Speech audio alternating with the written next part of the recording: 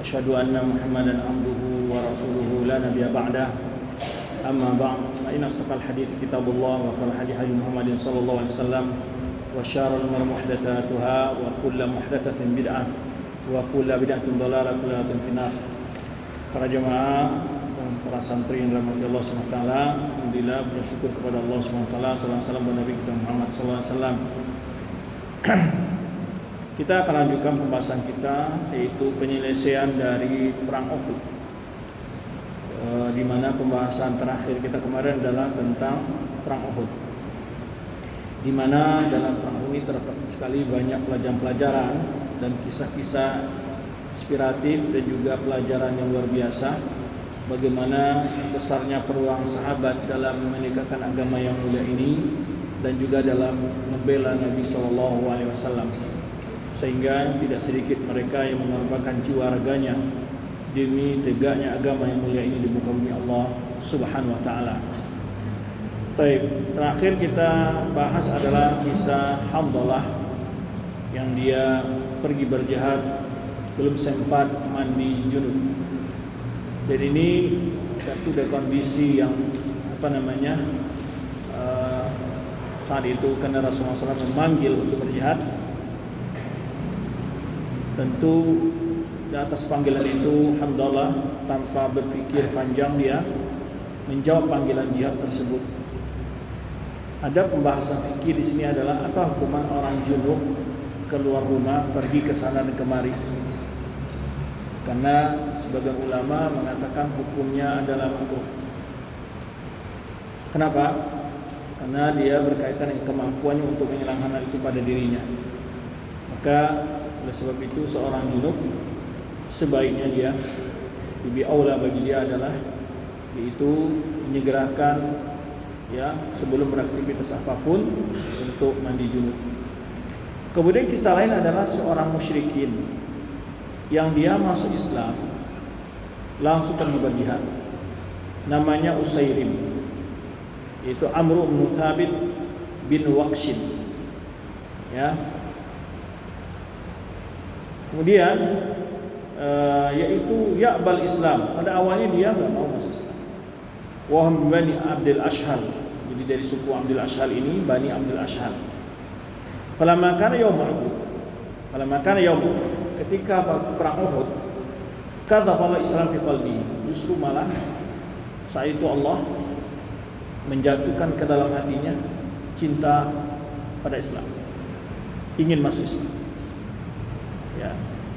Saat perang Uhud ini menunjukkan begitu bahwa besarnya keinginannya mencintai Islam, sehingga dia masuk Islam itu bukan ketika saat pembagian harta rampasan perang, bukan karena akan mendapat nikmat atau mendapatkan jabatan kedudukan, tapi adalah saat Islam sedang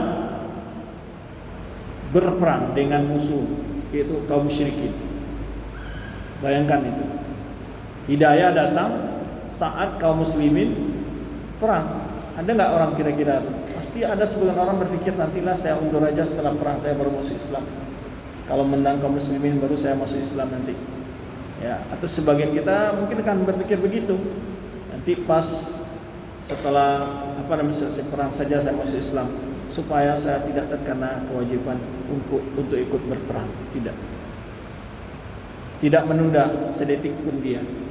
Saat Islam itu menyapa sanubarinya, Allah jadikan cinta dia, kasafallahu Islam fi qalbihi. Allah masukkan ke dalam hatinya yaitu kecintaan kepada ajaran yang dibawa Nabi Muhammad SAW.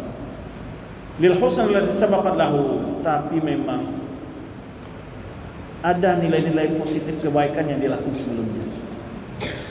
Ini juga wa ma jazaa'ul ihsan illal ihsan. Tidak adalah balasan kebaikan itu kecuali kebaikan. Satu kebaikan atas kebaikan, balas kebaikan yang Allah berikan kepada dia adalah Allah mudahkan dia, Allah buka pintu hatinya untuk menerima agama Islam. Yaitu lil husna allati sabaqat lahu. Karena dia punya nilai-nilai positif sebelum itu. Suka membantu orang, Ya, tidak berbuat hal-hal yang biasa dilakukan kebanyakan orang-orang musyrikin. Fa aslama wa akhadha sayfahu. Jadi ketika suasana perang Uhud itu, dia masuk Islam lalu mengambil pedangnya. Faqatala, ikut berperang. Hatta asbatahu al-jarah, ya. Sampai dia asbatahu al-jarah, artinya banyak sekali luka pada badannya. Bekas pedang, bekas tombak, anak panah, sehingga dia tidak bisa bergerak lagi. Asbatahu al-jarah, tidak bisa bergerak karena begitu banyak sekali luka di badannya. Walam ya'lam ahad bi amri, tidak ada orang tahu tentang dia.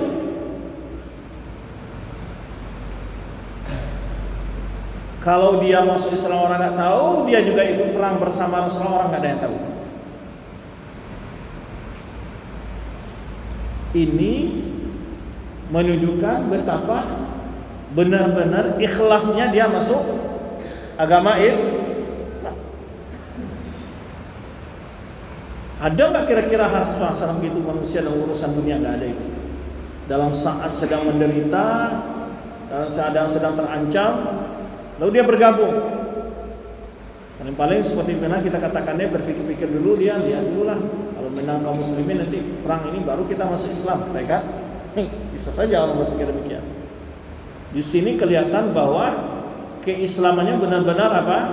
Sangat murni cinta kepada agama ini. Dia masuk Islam saat sedang perang. Ya. Kemudian nggak ada orang tahu kalau dia sudah masuk Islam dan juga dia bergabung bersama kaum muslimin.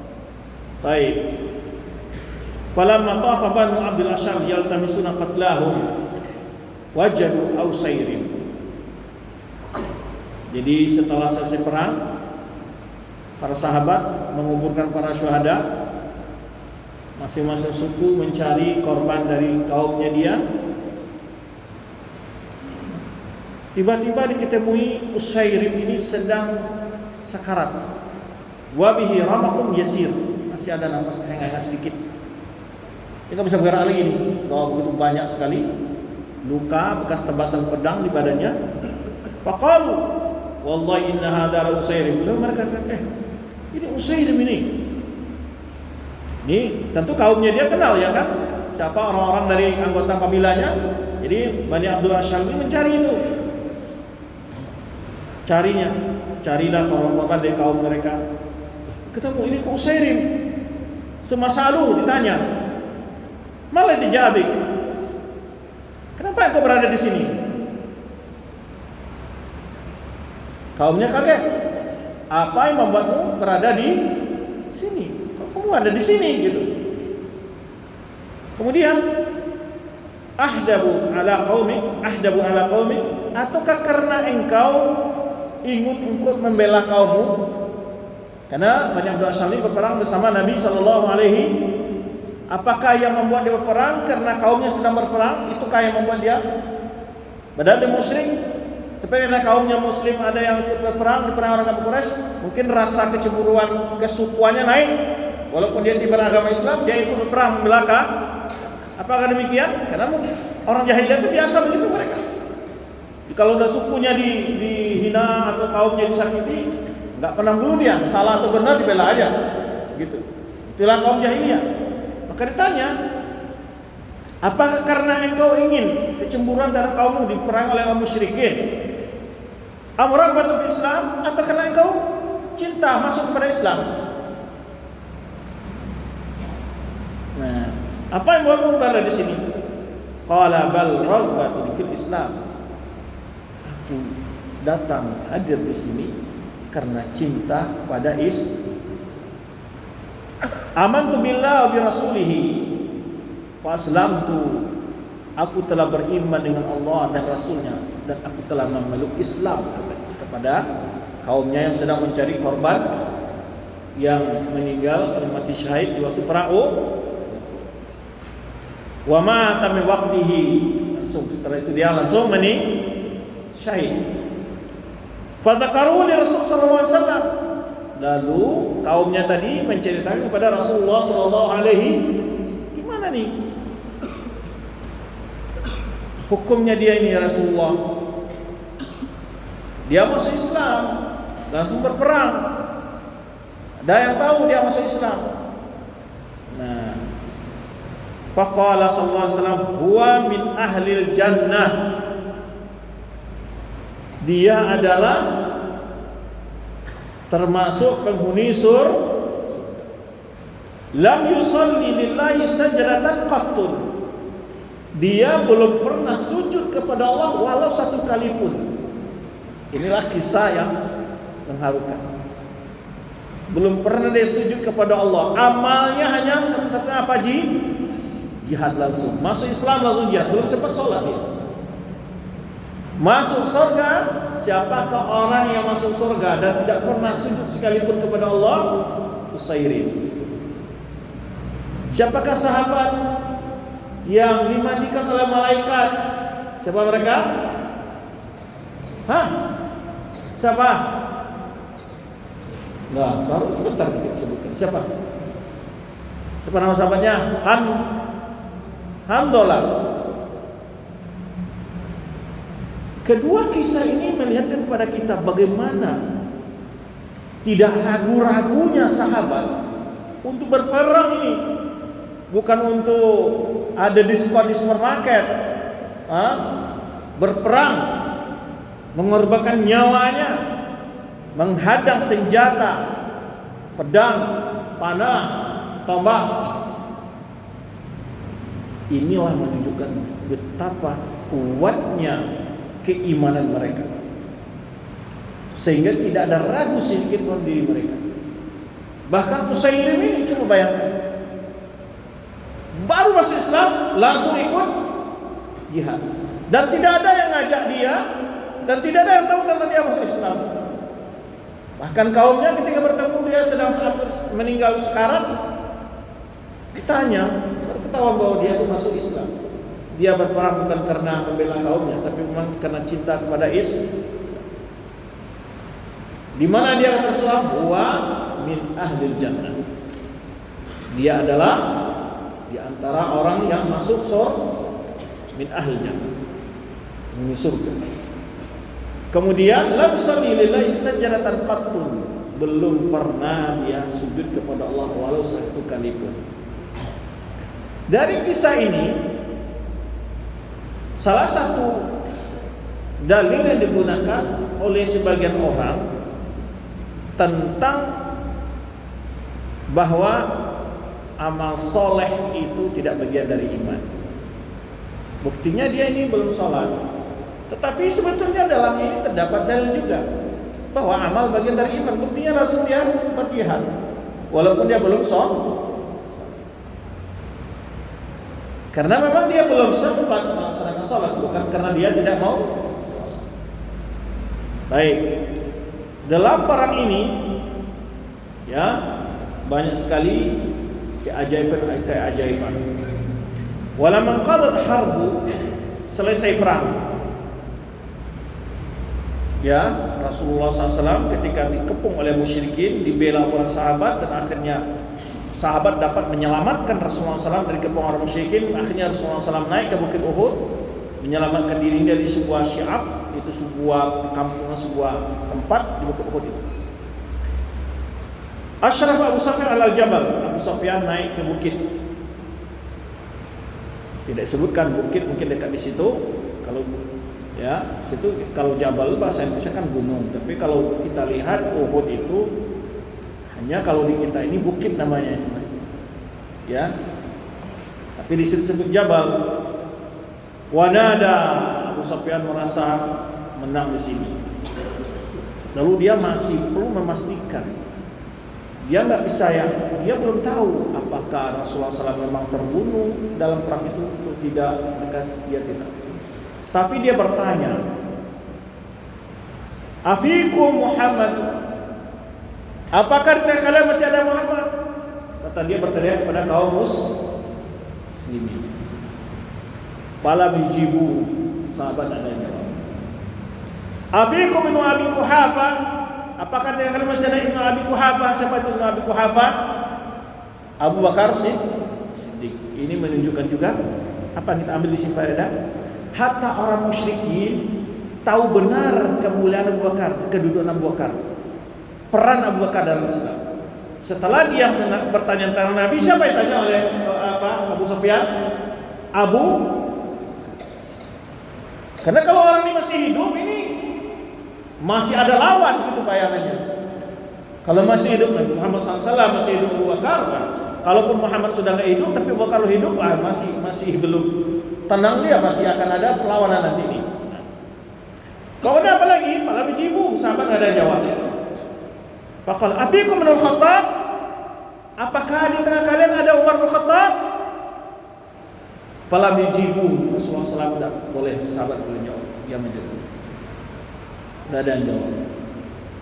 Sekaligus ini juga kita dapatkan dari sama dengan bagaimana bahwa Abu Sufyan tahu siapa orang termulia setelah Rasulullah SAW, yaitu Abu Bakar. Siapa yang termulia setelah Abu Bakar? Umar. Tetapi ada kelompok yang paling benci kepada dua orang sahabat ini, yaitu Syiah Rafidhah. Mereka justru mengkafirkan Abu Bakar, Umar, Utsman. Kemuliaan ini itu sudah ijma para sahabat. Karena Ibnu Umar menyebutkan kunna nufadil wa Nabi sallallahu alaihi wasallam hayy. Kami melakukan ranking kemuliaan di masa hidup Nabi sallallahu alaihi wasallam. Abu Bakar, summa Umar, summa Utsman. Abu Bakar, Umar, Utsman. Begitu pula Ali radhiyallahu anhu ketika ditanya oleh putranya Muhammad Hanafiyah, ditanya. Mana kita jelaskan ketika Ali bin Abi Thalib setelah menjadi khalifah, itu banyaklah menyebar itu isu yang biasa dikembangkan oleh Syiah, sebenarnya yang disebutkan para ulama dan juga Syiah dalam kitab mereka, bahwa Ali itu punya wasiat dari Nabi SAW untuk menjadi khalifah. Ya, kemudian Ali itu lebih mulia daripada Abu Bakar dan Umar dan Utsman, sehingga anaknya Muhammad Hanafiyah bertanya kepada ayahnya, man khairun nasi ba'da Rasulillah ya abata. Siapakah manusia terbaik ba'da Rasulullah SAW wahai ayahku? Lalu ayah bertanya ke anaknya lagi, awama ta'lam ya bunayya, kau tidak tahu hai anakku? Berarti adalah bahwa informasi seperti itu sudah hal yang belum pernah di tengah sahabat. Masa anaknya nggak tahu kan gitu? Kamu nggak tahu? Sebenarnya Muhammad Hanafiyah ini bukan tidak tahu, tapi dia pengen mendengarkan langsung dari ayahnya untuk sebagai hujah menjawab orang-orang yang mengatakan Ali itu lebih mulia daripada Abu Bakar dan Umar. Jawab Ali radhiyallahu Abu Bakar. Semua kemudian siapa lagi? Umar. Umar kata Ali bin Thalib. Kemudian khasyitu ayakula Utsman, sehingga anak putranya ini Ali bin Thalib Muhammad Hanafiyah ini, aku takut setelah itu dia disebut adalah Utsman. Qultu summa anta ya Abu. Kemudian engkau hai ayahku. Ali mengatakan ma ana illa rajul minal muslimin. Aku hanyalah salah seorang dari kaum muslimin dia. Begitu tawadhunya gitu. Kemudian juga Ali radhiyallahu pernah menyampaikan di mimbar Kufah suatu pernyataan yang tegas. Man faddalani ala Abi Bakar wa Umar jaldatu jaddal muftari. Siapa yang mengatakan aku lebih mulia daripada Abu Bakar Umar, aku beri hukuman cambuk sebagai pembohong. Menunjukkan bagaimana kemuliaan dua orang sahabat ini. Kenapa ini kita jelaskan? Supaya sedikit kaum muslimin tahu bagaimana kedudukan dan bagaimana apakah benar-benar Ali itu setuju dengan pernyataan orang Syiah atau tidak. Apakah Ali itu tidak memuliakan Abu Bakar dan Umar atau tidak, dijelas bahwa Ali radhiyallahu mencintai para sahabat, sehingga Ali sampai mengancam siapa yang mengatakan dia lebih afdal daripada Abu Bakar dan Umar. Baik. Kemudian tidak ada orang yang disebut namanya oleh Nabi SAW untuk menjadikan mereka tauladan secara khusus kecuali Abu Bakar dan Umar. Maka Rasulullah SAW katakan, "Iqtadu birrajulaini min ba'di aw billadaini min ba'di, Abi Bakar wa Umar." Hendaklah kalian tauladani dua orang setelah aku. Siapa mereka? Abu Bakar dan Umar. Disebut langsung. Kalau kita mau bicara masalah utama, Abu Bakar Umar tidak sedikit, banyak sekali hadis-hadis menerangkan keutamaan Abu Bakar dan Umar. Baik. Maka kita katakan Abu Sufyan saja saat itu menyadari bagaimana ketokohan Abu Bakar dan Umar. Makanya dia tanya, "Afikum Muhammad, afikum Abu bin Abi Quhafah, afikum Umar, atau afikum Ibnu Khattab?" Apakah masih ada yang kalian Umar bin Khattab? Fala yujibu, mereka tidak menjawab, para sahabat. Faqala amma haula'i qad kufitumuhum. Kufitumuhum. Lalu dia katakan, berarti mereka telah cukup kalian berbuat untuk mereka. Jadi kalian telah cukup berbuat untuk mereka. Kufitum, telah mencukupkan, kalian telah mencukupkan buat mereka. Artinya kalian telah berbuat sesuatu yang luar biasa. Falam yalik Umar nafsahu anqala. Umar bin Khattab enggak mampu menahan dirinya, sehingga dia jawab, "Ya aduwallah, wahai musuh Allah, innal ladzi dzakartahum ahya." Orang-orang yang kamu sebut namanya itu masih hidup. Dikira Abu Sufyan tadi apa? Berarti mereka-mereka ini sudah kalian lakukan terbaik buat mereka, kata Abu Sufyan. Berarti dia menganggap Nabi SAW, Abu Bakar, Umar sudah meninggal. Umar tak tahan diri itu menjawab, "Ya aduwallah wahai musuh Allah, amma haula faqadna innal ladzi dzakartahum ahya." Sesungguhnya orang-orang yang kamu sebutkan itu masih hidup, kata Umar. Wa qad aqallahu laka minhum ma yasu'uk. Allah masih menyisakan bagimu dari mereka apa yang membuatmu nanti merasa tidak senang, apa yang membuatmu menjadi tidak suka, yang mengecewakan. Masih Allah sisakan mereka untuk engkau, membuat engkau agar kecewa. Summa qala, kemudian Bakar kata lagi, "U'lu Hubal." Hubal adalah salah satu nama berhala yang disembah oleh orang musyrikin. U'lu Hubal. Apa ulu artinya? Sungguh telah tinggi Tuhan Hubal, kata Abu Sufyan. Faqala Rasulullah SAW, "Ala tujibuhu." Nah, ketika nilai-nilai kesyirikan yang diangkat oleh Abu Sufyan, Rasulullah SAW menyuruh sahabat untuk menjawab. "Ala tujibuhu." Kenapa kalian tidak jawab? Lalu sahabat berkata, "Qalu wa ma naqul." Apa yang harus kami katakan ya Rasulullah? Sahabat juga enggak tahu mau mengatakan bagaimana ini menjawab. Ketika Abu Sufyan mengatakan dia menang itu dalam perang Uhud, maka hore menang Hubal, itulah maksudnya. Ya, unggul Tuhan Hubal, masih unggul Tuhan Hubal.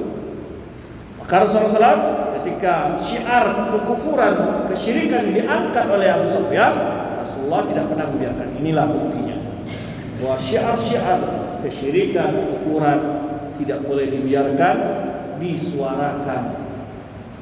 Nah, Rasulullah menyuruh sahabat untuk menjawab. Apa yang harus kami katakan kepada Rasulullah? Qulu Allahu a'la wa ajal. Allah maha tinggi dan lebih maha perkasa. Allah yang maha tinggi, justru Allah yang lebih maha tinggi dan lagi maha besar. Allahu a'la wa ajal. Dijawab pula, summa qala. Lalu Abu Sufyan membangga lagi Tuhannya. Lana Uzza wala Uzza lakum. Kami punya Tuhan Uzza, salah satu Tuhan yang disembah juga oleh orang musyrik. Lata Uzza, ini Uzza, Hubal. Kami punya Tuhan Uzza, kalian enggak punya. Tuhan Uzza. Qala ala tujibu, Rasulullah kata lagi pada sahabat, tidak kalian jawab. Qalu ma naqul, apa yang dikatakan oleh Rasulullah? Qala qul, katakanlah, Allahu maulana wala maula lakum. Allah lah penolong kami dan kamu tidak ada memiliki yang menolong kamu. Kan tidak bisa Hubal Uzza, apa yang Hubal itu tidak bisa nolong dia. Yang semua nolong adalah Allah. Kami punya Allah yang menolong kami. Kamu siapa? Tidak ada punya yang dapat. Tuhan-Tuhanmu yang kamu sebut mau dapat menolongmu, tidak bisa. Wala maula lakum. Kamu tidak punya Tuhan yang bisa menolongmu. Justru Tuhan-Tuhanmu kamu sendiri yang membuatnya. Nah, summa qala, kemudian Abu Sufyan lagi berkata lagi, yaumun biyaumi badran, hari ini adalah balasan untuk waktu perang Badar. Jadi perang Badar itu merupakan suatu pukulan yang berat bagi orang kafir Quraisy, sehingga mereka betul-betul memendam dendam dalam diri mereka, ingin melakukan pembalasan yang serupa kepada kaum muslimin. Ini salah satu penyebab terjadinya perang Uhud. Nah, apa kata dia? Hari ini adalah draw dengan balasan untuk hari perang Badar kemarin tahun lalu. Hari ini pembalasan terhadap perang Badar. Jadi perang hari ini balasan untuk perang Badar itu, kata Abu Sufyan. Wal harbu sijal, perang itu adalah menang kalah, kadang kalah, kadang menang. Faqala Umar, la sawa, gak sama. Walaupun kalah menang gak sama. Kamu menang, kamu kalah, tetap kalah. Kenapa? Kenapa tidak sama? Qatlana fil jannati wa qatlaku fil nar. Kami sahabat-sahabat kami yang meninggal dalam perang ini masuk surga. Sedangkan sahabat-sahabatmu yang mati dalam perang ini masuk ke mana? Tak sama. Enggak sama antara qatlana fil jannah wa qatlaku fil nar. La sawa. Tidak sama. Jadi la sawa itu bahasa fusha juga banyak ya. Biasa kan bahasa-bahasa yang perlu belajar anak-anak bahasa Arab itu. Ya.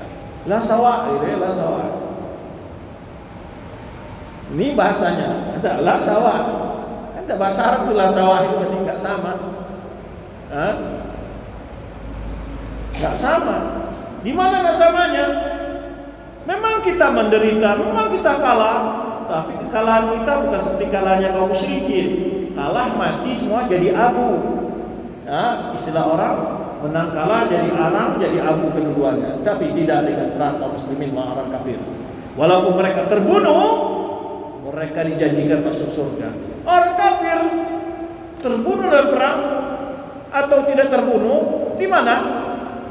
Di neraka. Dazan.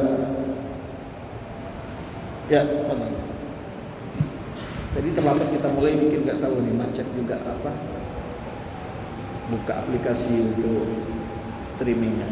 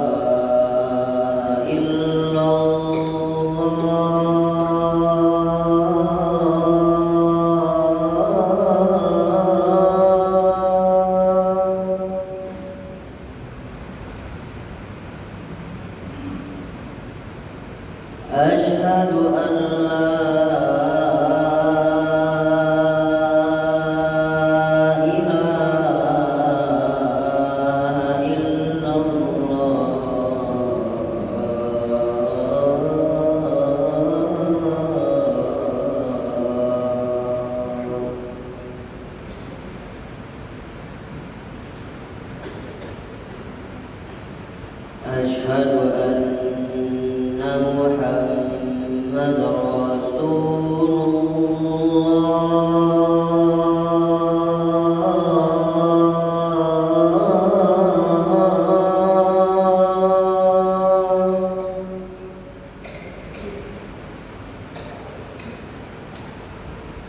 أشهد أن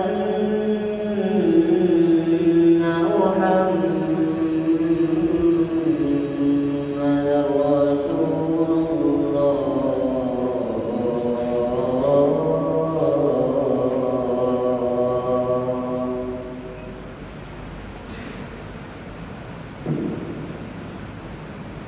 حي على حي على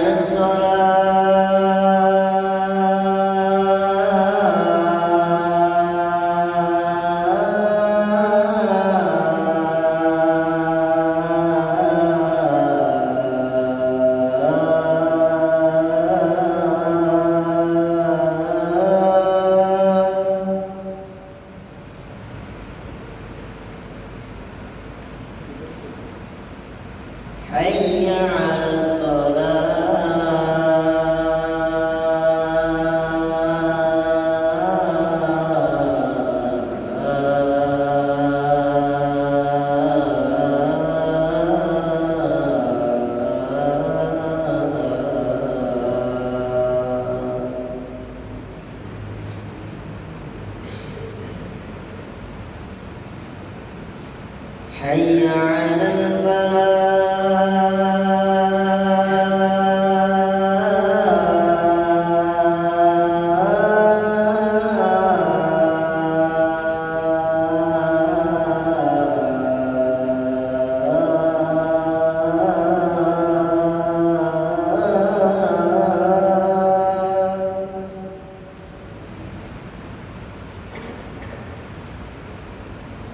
حي على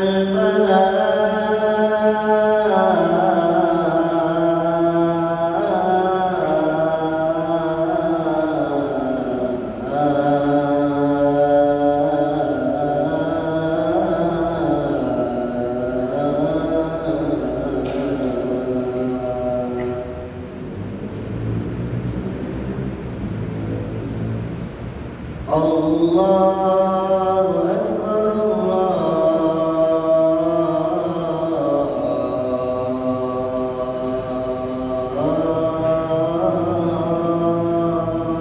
أكبر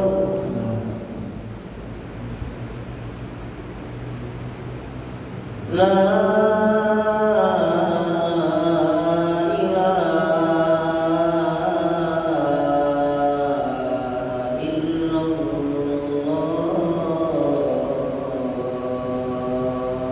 La ilaha illallah Muhammadur Rasulullah sallallahu alaihi wasallam. Baik, lanjutkan. Wa anzal alaihi mu'az fi batin wa fi uhud. Jadi ketika perang itu sahabat ketiduran. Padahal sedang perang. Itu menunjukkan sebuah rahmat. Kenapa? Enggak ada biasanya orang bisa tidur kalau di hadapan musuh ada pedang, ada senjata. Sama dengan kambing. Makanya ada cerita orang ngasih kambing rumput lalu di dekatnya ada harimau, enggak akan makan dia. Enggak bisa tidur dia. Ya. Tapi ini sedang perang itu tidurnya. Bayangkan sama itu. Makanya wa nu'as bil harbi minallah. Ngantuk ketiduran sedang perang itu adalah nikmat dari Allah.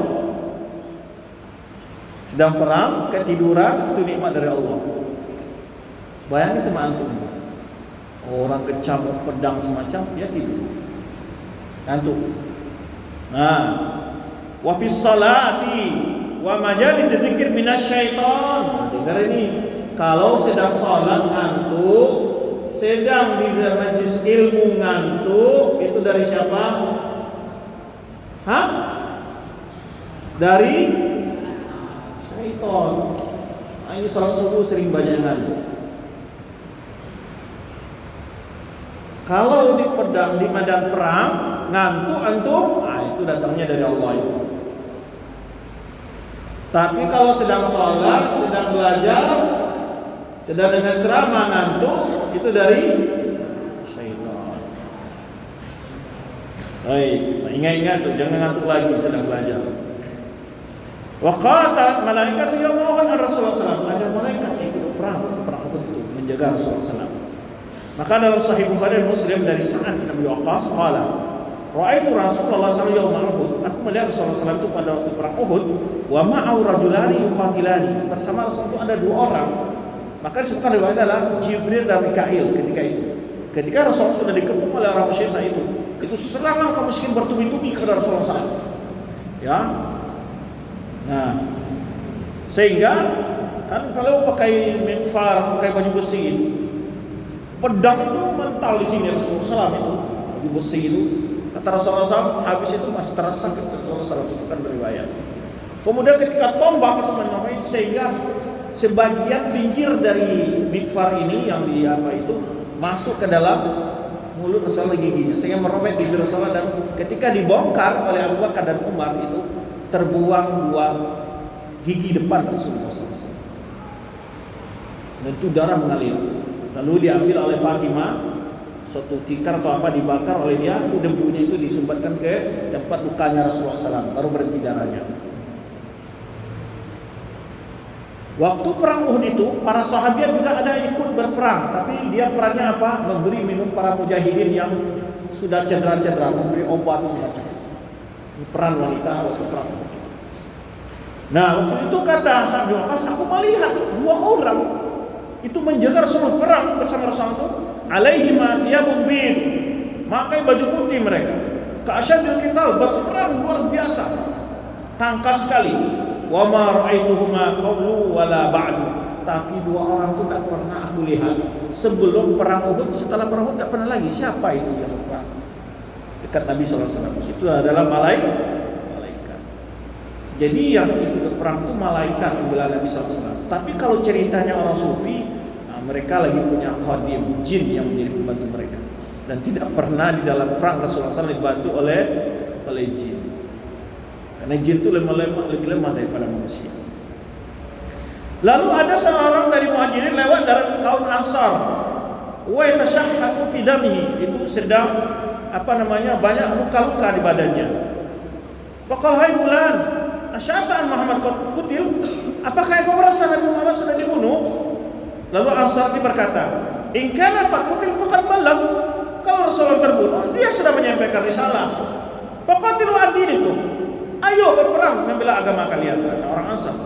Fanazala, itu turunlah ayat, wa ma Muhammadun illa rasulun qad khalat min qabli rusul afa in mata aw qutila qalbu ala aqabikum wa man yanqalib ala aqibihi falan yadurra syai'an. Tidak adalah Muhammad kecuali seorang rasul seperti rasul-rasul sebelumnya. Afa in mata aw qutila, apakah dia mati biasa ataupun terbunuh, apakah kalian akan menjadi kafir? Dan pada hari Uhud itu adalah yaum bala'in wa tamhis. Perang Uhud itu ada pelajaran dalam pelajaran yang penuh makna sekali, ujian dan betul-betul tamhis. Tamhis itu artinya apa itu? Pembersihan. Ya, artinya memilih orang-orang yang tangguh imannya. Allah menguji dengannya orang-orang beriman. Dan nampaklah siapa orang-orang munafik. Kemana orang munafik yang pulang bersama Abdullah bin Ubay bin Salul? Jumlah mereka berapa? 300. Dan ini juga menunjukkan bahwa orang munafik itu adalah musuh dalam selimut, yang mereka akan mematahkan semangat kaum muslimin ketika berhadapan dengan orang kafir. Mereka tidak akan pernah ikut membela kaum muslimin. Wa akrabihi min al-karamat min syahadah. Allah memuliakan siapa kalau ingin memuliakan dengan mati syahid. Fakana mimma nazala min al-Qur'an fi yaumi Uhud, di antara ayat-ayat turun di waktu perang Uhud adalah 61 ayat dari surat Ali Imran. Bayangkan sebantu 61 ayat dari surat Ali Imran. Awaluha wa idza ghadawta min ahlika tubawwal mu'minina maq'ida lil qital. Ketika engkau keluar, berangkat dari keluargamu, engkau menunjukkan tempat-tempat, mengatur tempat-tempat posisi kaum muslimin untuk berperang. Ya. Al-ayat. Sehingga di antara psikologi dalam ayat perang Uhud ini adalah walaqad nasarakum bi badrin wa antum adillah. Kenapa Allah mengingatkan kaum muslimin dengan kemenangan perang Badar saat mereka kalah perang Uhud? Apa psikologi di situ? Agar kaum muslimin tidak patah arang, tidak putus asa. Ingatlah bagaimana Allah dulu menang kalian untuk perang Badar. Kalian itu justru lebih hina, lebih kurang jumlah kalian. Walaqad nasarakumullahu bi badrin wa antum adillah. Fattaqullaha wa atii'un. Penyebabnya kenapa? Salah satu penyebab besar dalam pelajaran yang ulama sini adalah ketidaktaatan sebagian dari penjaga bukit yang ditugaskan oleh Nabi SAW, pasukan berpanah itu. Di mana Rasulullah ultimatum, menang atau kalah kaum muslimin, kalian jangan pernah bergerak dari posisi kalian. Kemudian, falamman sarfa Quraisy talawa min ma bainahum. Nah, kan ketika itu kaum muslimin kan perang kalah itu. Di kota Madinah kan enggak ada yang jaga. Kalau seandainya orang kafir Quraisy saat itu setelah perang Uhud mereka pergi ke kota Madinah, itu enggak ada yang bisa menghambat mereka masuk menghabisi orang muslimin ke Madinah. Tapi justru Allah palingkan hati mereka pulang ke Mekah. Di tengah perjalanan sudah mau nyampe di Mekah, mereka saling menyalahkan. Talawamu bima bainahum. Kenapa? Waqalu lam tasnau syai'an. Kata mereka, kalian tidak melakukan apa-apa. Kenapa? Asabtum syauqatahum. Summa tartumuhum. Kalian sudah menemahkan mereka, sudah mengalahkan mereka. Lalu kalian biarkan. Waqad babilu ru'us yajma'una lakum. Masih tersisa pentolan-pentolan mereka masih ada yang siap nanti mengumpulkan pasukan untuk kalian. Farji'u hatta nasta'sil baqiyatahum. Mari kita kembali, kita selesaikan bunuh sehabis-habisnya mereka. Berencana balik ke Madinah mereka. Faballagha dzalika Rasulullah. Lalu sampai informasi itu kepada Rasulullah SAW bahwa orang kafir Quraisy ingin balik ke Madinah untuk menghabisi kaum muslim. Fanada fil nasi bil masir ilaihi. Justru Rasulullah SAW memberikan pengumuman kepada persahabat untuk menghadang mereka dalam perjalanan mereka. Wa qala la yakhruju min ma'ana illa man syahida kita. Tapi enggak boleh yang ikut bersama kami kecuali yang ikut dalam perang Uhud. Itu syaratnya. Enggak boleh yang tidak ikut perang kemarin, enggak boleh itu. Maka berkata kepada Ibnu Ubay, "Arkau ma'aka?" Qala la. Ibnu Ubay mengatakan, "Saya ingin ikut numpang bersama kamu." Enggak. Fastajaba lahul muslimun ala ma bihim min qarah syadid. Kaum muslimin mengikuti perintah Rasulullah SAW walaupun mereka sedang dalam keadaan apa? Kecapean yang luar biasa. Belum jadi beristirahat. Ya. Wa qalu sam'an wa ta'a. Semua mengatakan kami dengar Tuhan. Lalu Jabir berkata, "Ya Rasulullah, inni uhibbu an la tashhad masyhad illa qultu ma'ak." Lalu Jabir berkata, "Wahai Rasulullah, saya ingin tidaklah engkau pergi berperang kecuali aku ingin ikut bersamamu." Jadi Jabir ini enggak ikut untuk perang Uhud ini, enggak ikut dia. Kenapa? Dia ditugaskan oleh ayahnya Jabir bin Abdullah ini untuk menjaga khallafani abi ala banati, menjaga adik-adik perempuannya. Jadi disuruh oleh orang tuanya untuk menjaga adik-adik perempuannya, enggak bisa ikut perang Uhud. Maka dikatakan kepada Rasulullah, "Ya Rasulullah, saya tidak setiap engkau berperang aku ingin ikut. Tapi untuk perang Uhud kemarin saya disuruh oleh orang tua saya untuk menjaga adik-adik perempuan saya. Fa'zan li asiru ma'ak. Izinkanlah saya pergi bersamamu." Fa'azina lahu. Lalu Rasul mengizinkan untuk Jabir. Lalu seorang berjalan, Abu Sufyan bersamanya. Sampai di suatu tempat yang Hamraul Asad. Satu tempat Hamraul Asad, nama daerah ini. Lalu sampai pula berita kepada Abu Sufyan bahwa Rasulullah SAW siap menghadang mereka. Waraja'u ila Makkah. Mereka justru tak berani balik ke Mekah. Wa syarata Abu Sufyan ibn musyrikin syaratan ala anhu idza marra bin Nabi sallallahu alaihi wasallam. Jadi ada orang musyrikin yang marah ke Madinah, tolong sampaikan nanti ke Muhammad itu kalau kamu bertemu dengannya gitu ya. Antu yukhawwifahu. Menakut-nakuti Rasulullah sallallahu alaihi wasallam. Wa yadhkur lahu anna Quraish ajabu liqarra alaihim. Sampaikan kepada Muhammad itu nanti katanya nanti ya bahwa orang Quraisy bersatu untuk kembali menyerang kalian. Yastasilu baqiyatakum, ingin menghabisi sisa-sisa kalian. Falamma balaghum dzalika, kala sampai itu pada kaum muslimin, qalu hasbunallahu wa ni'mal wakil. Hasbunallah wa ni'mal wakil. Ini kalimat yang dikatakan oleh Nabi Ibrahim ketika dicampakkan ke api, ketika Nabi Yunus ketika dibuang oleh kaumnya ke laut. Ini kalimat, maka hasbunallah wa ni'mal wakil. Itulah ungkapan Nabi SAW ketika sampai kepadanya berita orang kafir Quraisy bersatu kembali ingin menyerang kota Madinah. Baik, itu sedikit tentang kisah ya. Sebetulnya banyak sekali pelajaran-pelajaran yang bisa kita ambil dari perang Uhud ini ya. Sungguh luar biasa sebenarnya jika kita cermati bagaimana perjuangan sahabat, kondisi yang terjadi saat itu ya, dan bagaimana berkecamuknya, dan di awalnya perangnya kaum muslim menang, namun akhirnya kembali kalah. Penyebabnya hanya satu di antara sebuah para ulama adalah ketika ini suatu ibrah, melanggar, sahabat melanggar satu perintah Nabi SAW saja, Allah berikan pelajaran, teguran keras untuk supaya hal itu tidak terulang lagi terhadap umat Nabi Muhammad, tetapi terhadap perintah Nabi Muhammad SAW. Ini pelajaran untuk kita. Nah, kapan umatnya akan menang? Bila mereka betul-betul mentaati Nabi SAW.